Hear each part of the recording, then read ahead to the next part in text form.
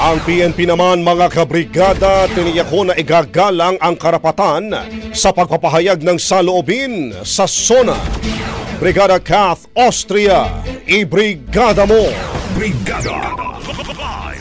Idiniin ng Philippine National Police na igagalang nila ang karapatan ng bawat Pilipino lalo na sa pagpapahayag ng kani-kanilang opinyon.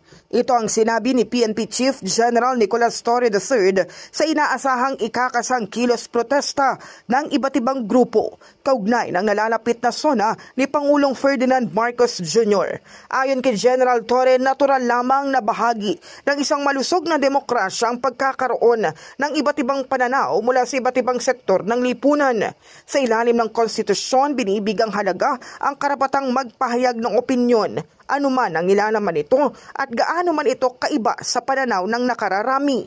Sa huli, sinabi ng PNP Chief na bahagi ng kanilang tungkulin ang pagsiguro ng kaayusan at kapayapaan sa panahon ng SONA. Assured that the Philippine National Police will do everything to ensure that you will be able to express your opinion with full freedom, dahil wala hong pwedeng makapag-alis ng karapatang yan na makapaglabas ang bawat Pilipino ng kanyang saloobin hinggil sa mga bagay-bagay, maging ito man ay salungat sa opinyon na nakararami.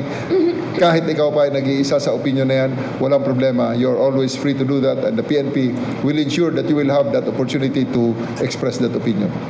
In the heart of changing lives, ako si Brigada Kath Austria ng 105.1 Brigada News FM Manila, the Music and News Authority.